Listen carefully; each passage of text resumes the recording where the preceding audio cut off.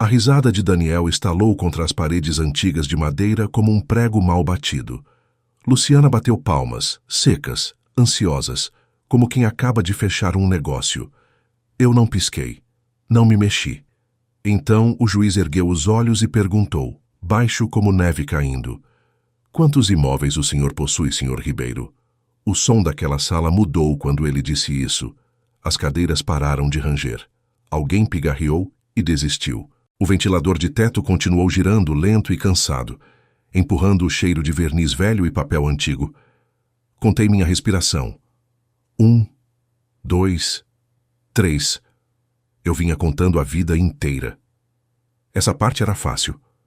Por fim, Daniel disse de novo, mais alto dessa vez, como se o volume pudesse tornar aquilo verdade: "A casa é minha. Antes de continuar, já deixa seu like e se inscreve no canal." Histórias como essa só fazem sentido quando chegam a quem precisa ouvir. Ele estava ali, de pé, no terno cinza brilhante, daquele tipo que parece caro até você tocar. Cabelo puxado para trás com gel demais, celular meio para fora do bolso, como se fosse aplaudi-lo a qualquer momento. 31 anos e já convencido de que o mundo lhe devia juros. Luciana sorriu para ele. Minha Luciana. Ou o que um dia foi. As mãos dela se encontraram mais uma vez, educadas, ensaiadas. O som bateu no meu peito mais forte que qualquer martelo de juiz. Continuei imóvel. Se alguém tivesse me dito 10 minutos antes que o silêncio podia pesar tanto, eu não teria acreditado. O silêncio foi meu uniforme por anos. Você usa por tempo suficiente e as pessoas acham que é fraqueza. Elas não escutam a matemática rodando por baixo. A caneta do juiz pairou sobre o bloco amarelo. Ele não olhou para Daniel. Não olhou para Luciana, olhou para mim. "Um dos 9 imóveis", disse quase para si mesmo. "Entendo. Gostaria de examiná-lo." Senti a cabeça de Luciana virar rápido. O sorriso de Daniel não se mexeu, mas algo por trás dos olhos sim. Um lampejo. Confusão, talvez. Ou o primeiro passo errado numa dança que ele achava saber de cor. "Meu nome é Raimundo Ribeiro. A maioria me chama de Rui. Tenho 56 anos, nascido e criado em Campinas, interior de São Paulo. Passei 30 anos estimando custos de construção. Galpões, centros comerciais, depósitos, lugares que ninguém fotografa. Aprendi cedo que os homens que menos falam costumam carregar as trenas mais longas. Aquele fórum fica a 2 quadras da Praça Central, em frente à padaria onde eu costumava tomar café queimado antes do amanhecer, nos dias de orçamento. O painel de madeira é mais velho que Daniel. Já vi juízes entrarem e saírem dali, homens e mulheres que aprenderam a escutar o que não é dito. Eu estava ali com minhas botas gastas e minha jaqueta velha da Carhartt, o colarinho amaciado pelo tempo, a jaqueta da qual Luciana costumava zombar. "Você parece que vai trabalhar até quando não vai", ela dizia. Acho que eu estava. A escrivã anunciou um breve recesso. O juiz se levantou, a toga sussurrando, e desapareceu pela porta lateral. O ventilador continuou girando. Alguém na última fila sussurrou meu nome como se fosse um boato. Daniel se inclinou para Luciana. "Viu só?", murmurou. Eu disse: "Ele não tem nada." Nada é uma palavra engraçada. É o que as pessoas dizem quando não sabem contar. No corredor, o ar cheirava a produto de limpeza com limão e casacos de inverno secando. Encostei a palma da mão na parede de concreto e senti o frio atravessar. Foi então que Elaine Farias parou ao meu lado. Ela não se anunciou. Não precisava. Elaine tem um jeito de ficar em pé que deixa claro que ela já leu o ambiente inteiro e arquivou tudo. Blazer escuro, sapatos sem frescura, cabelo curto, prático. Cresceu na Zona Sul, trabalhou para pagar a faculdade de Direito e nunca desperdiçou uma frase. "Senhor Ribeiro", disse baixo olhando para a frente. "Eles protocolaram uma declaração esta manhã.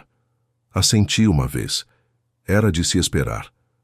Eles afirmam", continuou, "que a casa do casamento é seu único bem." Expirei pelo nariz, contando outra vez. Uma mentira. 2 testemunhas. 3 assinaturas. Elaine finalmente virou o rosto e encontrou meus olhos. "O problema", disse, "é que a conta deles não fecha." Quase sorri. Quase. De volta à sala, Daniel andava de um lado para o outro como se fosse dono do chão. Luciana alisava a saia, o maxilar travado. Pensei nos anos que deixei passar sem falar, nos feriados em que engoli piadas, nos jantares em que paguei e fiquei quieto. Eu dizia a mim mesmo que era paz.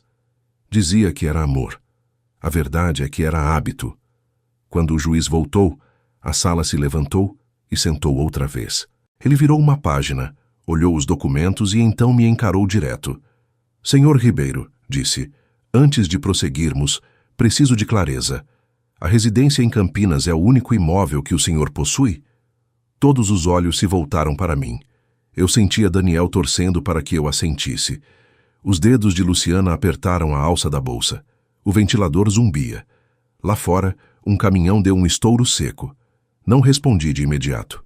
Contei. Anos. Papéis. Assinaturas. Erros, arrependimentos. Então falei. Meritíssimo, disse eu firme, nivelado. Não. Elaine deu um passo à frente. A sala se inclinou. Eu tinha ficado em silêncio tempo suficiente para que eles acreditassem nos próprios números. Agora era hora de contar em voz alta. Aprendi a contar antes de aprender a me exibir. Meu pai tinha uma pequena empresa de climatização na zona oeste de Campinas. Nada sofisticado. Uma caminhonete, uma escada, uma caixa de ferramentas que cheirava a óleo no inverno. Ele me ensinou que, se você fala de dinheiro antes de ganhá-lo, ele costuma ir embora. Conte 2 vezes, ele dizia, e fale uma, se falar. Aos 25 anos, eu já fazia orçamentos para uma construtora regional. Concreto, estruturas metálicas, dor de cabeça com zoneamento. Passava os dias transformando plantas em números, e as noites transformando números em sono. Galpões não aplaudem quando você acerta. Eles só ficam de pé e não caem. Aquilo combinava comigo. Minha primeira esposa, Maria, entendia esse tipo de silêncio. Nos conhecemos numa quermesse da igreja. Casamos jovens e construímos uma vida que cheirava a serragem e café. O câncer a levou antes que qualquer um de nós aprendesse a envelhecer. Depois do funeral, a casa ecoava. Aprendi ali que o silêncio pode ser gentil ou cruel, dependendo de quanto tempo você deixa ele parado. Conheci Luciana 3 anos depois. Ela ria fácil. Gostava de jantar fora, de luz quente, da ideia de recomeçar. Casamos no cartório. O mesmo prédio onde Daniel, anos depois, cantaria vitória sobre a minha casa. Na época, achei que simplicidade fosse bênção. Quando o assunto era dinheiro, mantive tudo separado. Não para esconder, pelo menos era isso que eu dizia, mas para manter a paz. Luciana tinha opiniões sobre gastar. Eu tinha hábitos de economizar. Concordávamos em discordar e nunca mais concordamos em nada. Eu investia como trabalhava, devagar, sem graça e dentro da lei. Uma lavanderia em Hortolândia, moedas constantes, gente constante. Uma fileira de boxes de armazenamento perto da rodovia Anhanguera, sem glamour, sem drama. Um pequeno galpão alugado para uma cooperativa agrícola. Contratos longos. Conversas curtas. Cada um em sua própria empresa, aberta anos antes de eu me casar com Luciana. Orientado por um gerente de cooperativa de crédito que gostava das coisas organizadas. Nunca escondi o trabalho, só não anunciava. Daniel percebeu isso. Ele tinha 20 anos quando eu e Luciana nos casamos. Boca afiada, sorriso rápido, sempre medindo os ambientes. No dia de ação de graças, se recostava e perguntava: "E aí, Rui, ainda dirigindo aquele carro caindo aos pedaços?" Eu sorria e passava o arroz.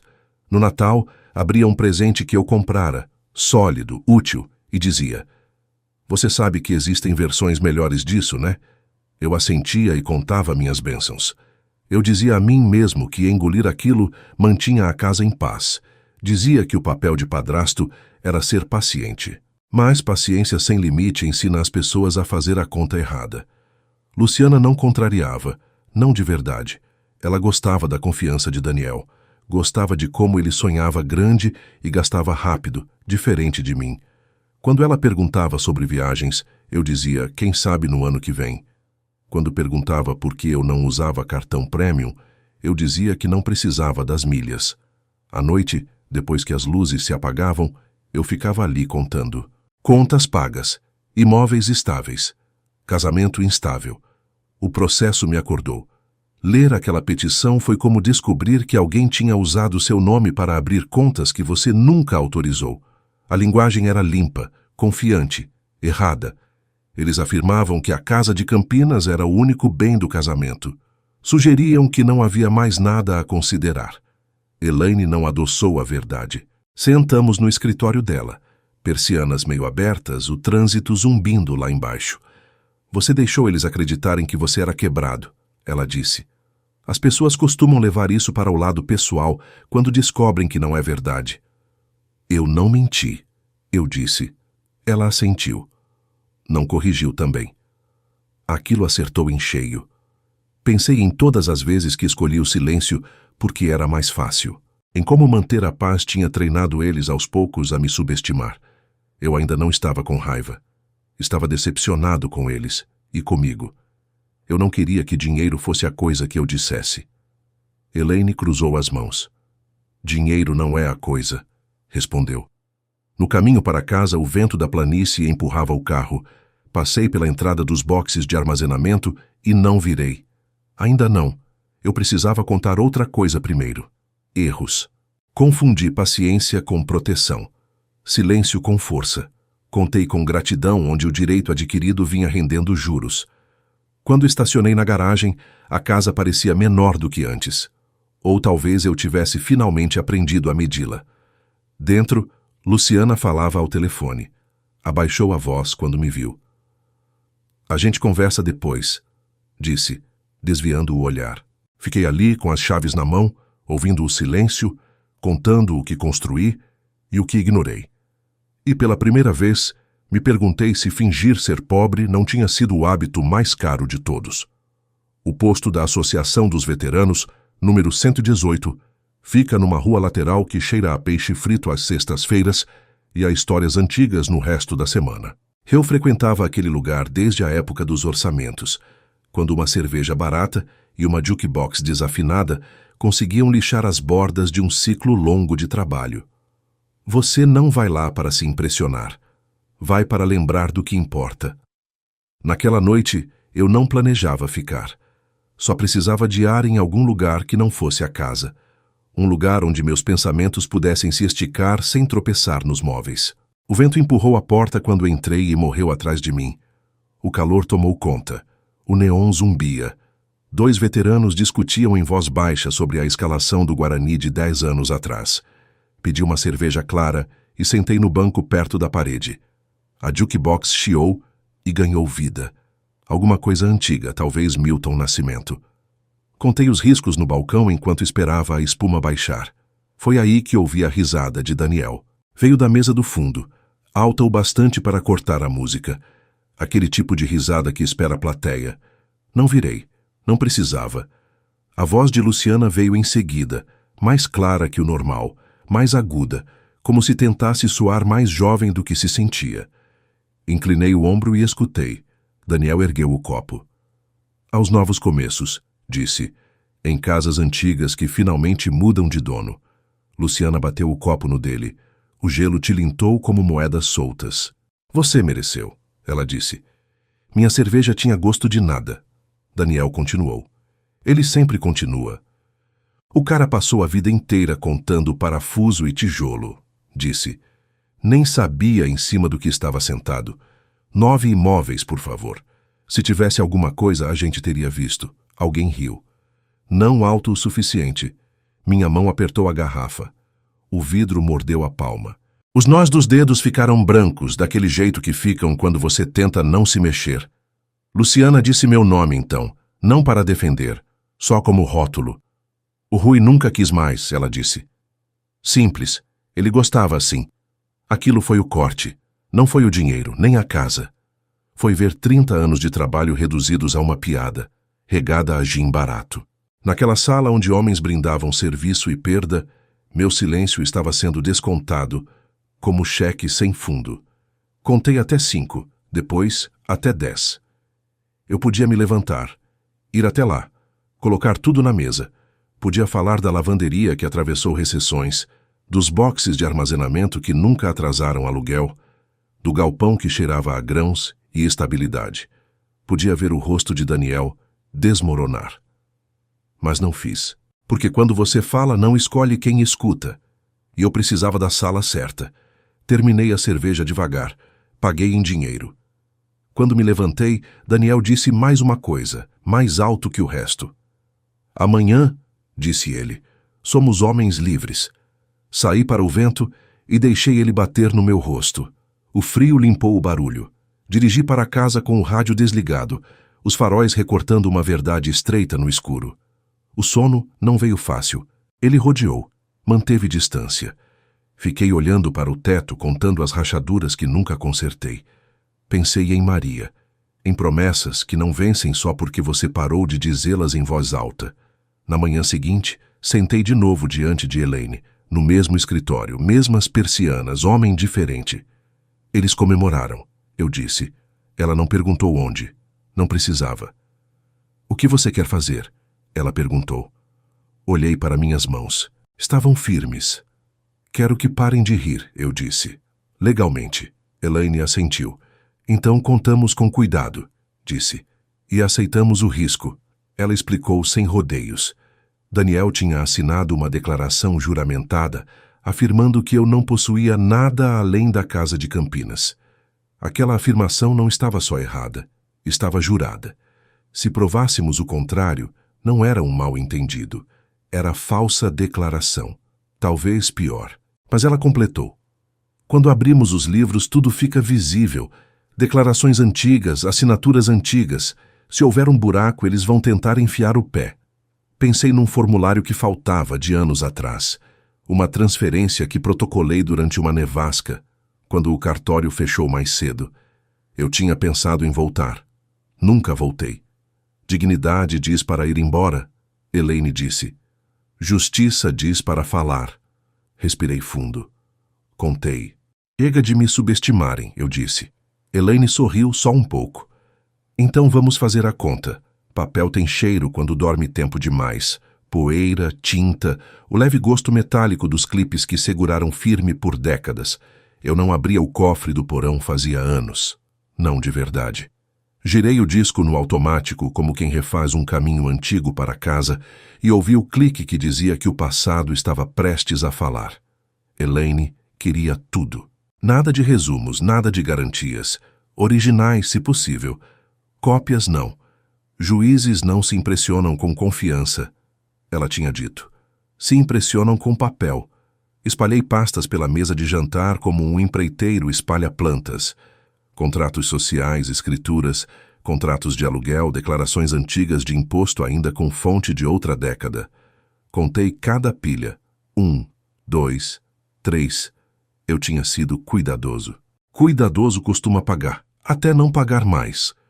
O buraco me encarava de uma lista amarela que Elaine tinha me dado. Confirmação de transferência, 1998. O galpão. Aquele que eu tinha passado do meu nome pessoal para uma empresa, numa tempestade de fevereiro tão forte que o cartório fechou ao meio-dia. Lembrei da lama na bota, do sorriso cansado da atendente. Lembrei de dizer a mim mesmo que voltaria buscar o comprovante carimbado.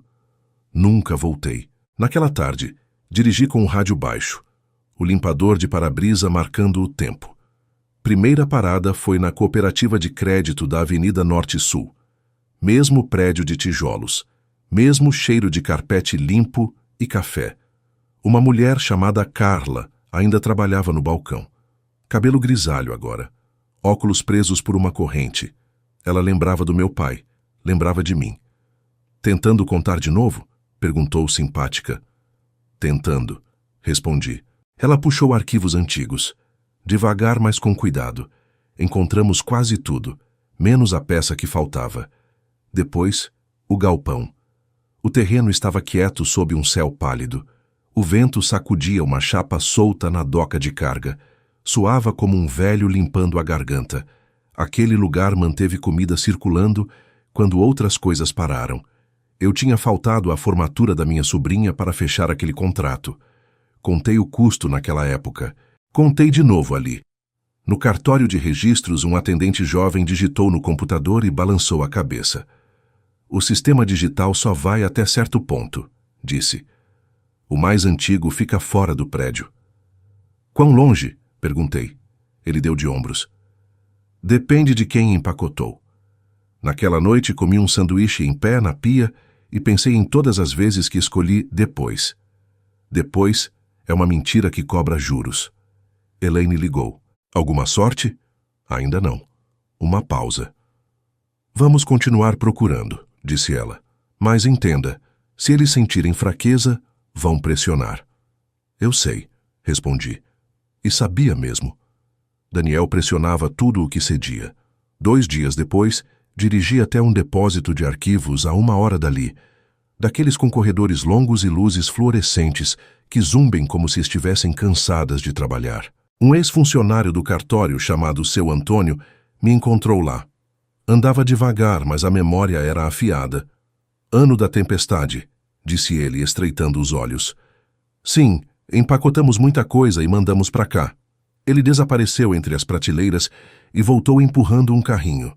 Caixas de papelão rotuladas com marcador grosso. Contei a respiração enquanto ele procurava. 1, 2, 3. Ele puxou uma pasta e colocou sobre o carrinho. Essa aqui. Meu nome estava ali, em tinta desbotada. O carimbo estava limpo. A data correta. Alívio é uma coisa silenciosa quando você vive tempo suficiente. Ele não grita. Ele se senta. De volta ao escritório de Elaine, montamos a ordem. Nada chamativo. Claro, a lavanderia falava por si. Renda estável. Sem drama. Os boxes de armazenamento também. O galpão fechava o ciclo. Não listamos os 9 em detalhes. Não precisava. Provamos que a conta estava errada. Mesmo assim, a dúvida aparecia à noite.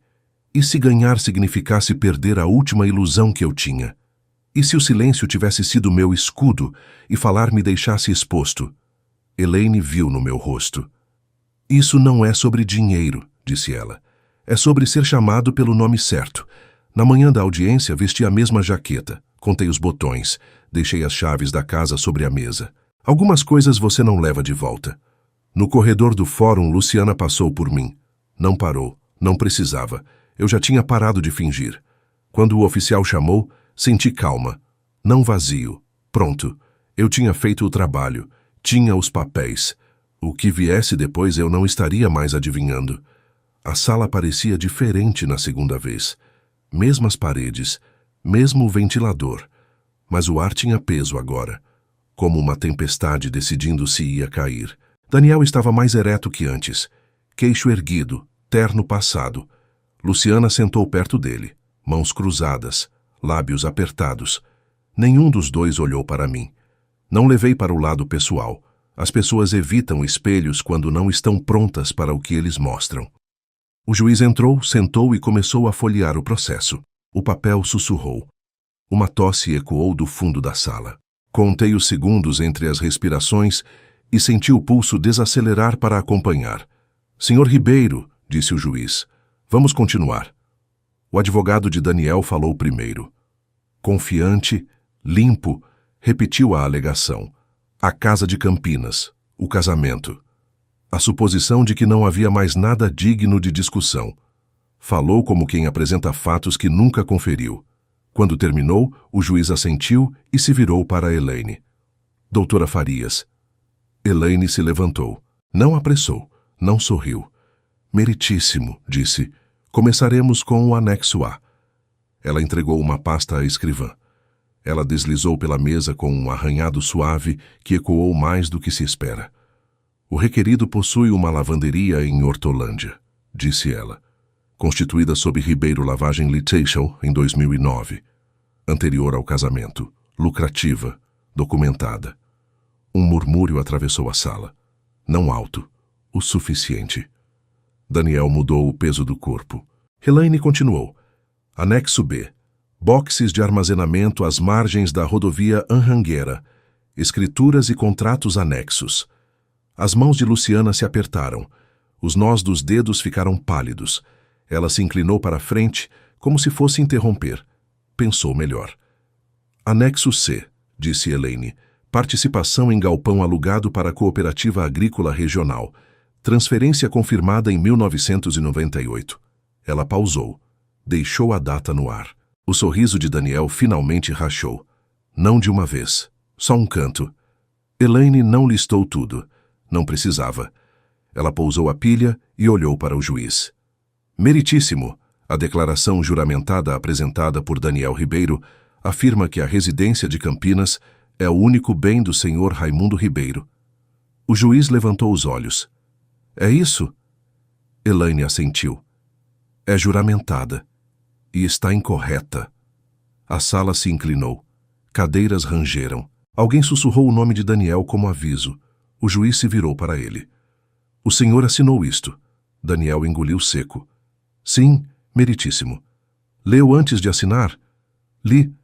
E no momento da assinatura, disse o juiz com a voz nivelada, o senhor tinha conhecimento desses outros bens? Daniel abriu a boca. Fechou. Olhou para o advogado. Luciana encarou a parede à frente, como se ela pudesse protegê-la. Começou Daniel. O juiz levantou a mão. Cuidado, disse. Este é o momento em que contar importa. O silêncio caiu. Não o confortável. O tipo que avisa que a verdade está prestes a falar. Elaine concluiu. Não estamos aqui para constranger ninguém. Estamos aqui porque declarações juramentadas têm peso e omitir bens perante este juízo traz consequências. O juiz assentiu uma vez. Então olhou para mim. Senhor Ribeiro, disse. Por que não revelou isso antes? Levantei. O chão de madeira parecia firme sob as botas. Porque não fui perguntado, disse. E porque confiei na minha família. A última palavra não vacilou. Me surpreendeu. O juiz me estudou por um instante longo. Depois voltou o olhar para Daniel. Da próxima vez, disse seco, aprenda a contar antes de jurar. O martelo desceu. Pedido negado.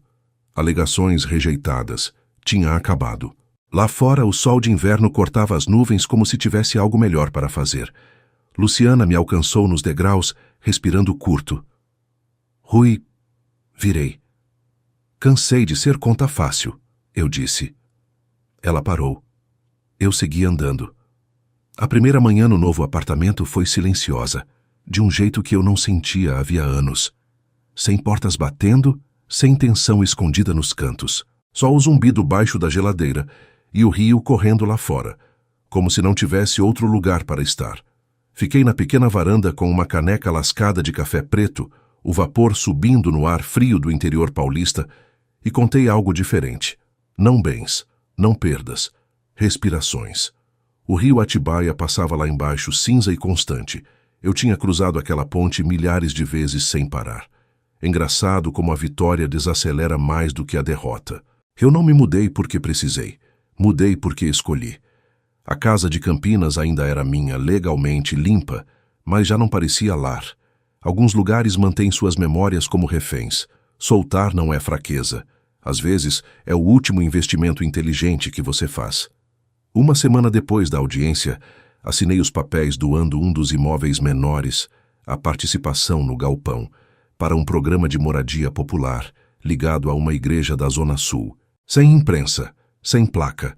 Só um aperto de mão de um homem que me olhou nos olhos e disse: "Isso vai ajudar gente a dormir mais quente." Foi o bastante. Luciana ligou 3 vezes antes de eu atender. Na quarta, atendi. A voz dela soava menor, como se o espaço ao redor tivesse finalmente esvaziado. "Rui", ela disse, e parou. O silêncio se estendeu. "Eu não sabia", disse por fim. "Sobre os imóveis. Sobre nada disso." Encostei no parapeito da varanda e observei uma barcaça avançando devagar contra a corrente. "Você sabia o suficiente", respondi. Sabia para quem estava batendo palma. Ela puxou o ar com força. "Eu nunca quis..." "Eu sei", disse. "E eu quis. As pessoas raramente querem o dano que causam. Isso não torna o dano imaginário. Houve um tempo em que eu teria preenchido aquele silêncio por ela. Teria suavizado tudo. Contado o conforto dela antes do meu. "Não mais, Luciana", falei, firme. "Você não queria um parceiro. Queria algo em que pudesse se apoiar enquanto me subestimava." Ela não discutiu. Isso me disse mais do que qualquer pedido de desculpas. Desligamos sem drama, sem promessas, sem raiva. Só um fim que finalmente fazia sentido. A vida se assentou depois disso. A lavanderia continua lá. Zune como um relógio. Os boxes de armazenamento ainda abrem e fecham no horário. O resto segue fazendo o que sempre fez: ficar de pé, quieto, trabalhando. Às vezes, as pessoas perguntam por que nunca contei à família o que eu tinha. Eu digo isso: passei a vida contando material para que prédios não caíssem. Em algum momento esqueci de contar respeito. Quando você não conta, outras pessoas contam por você. E quase sempre contam errado. Vingança não foi ficar naquele tribunal vendo Daniel encolher na cadeira. Aquilo foi só aritmética, necessária, final. A verdadeira vingança foi este silêncio, este espaço, esta escolha de viver contado, não estimado. Se você já foi subestimado porque ficou quieto, se alguém riu enquanto você segurava a língua, lembre-se: silêncio pode ser força, mas só se você estiver pronto para falar quando importa. Se essa história fez você parar ou lembrou de suas próprias batalhas silenciosas, considere compartilhar com alguém que talvez precise disso. E se você acredita que histórias assim ainda importam, sobre dignidade, paciência e se posicionar do jeito certo, fique com a gente. Algumas coisas valem a pena serem contadas juntos.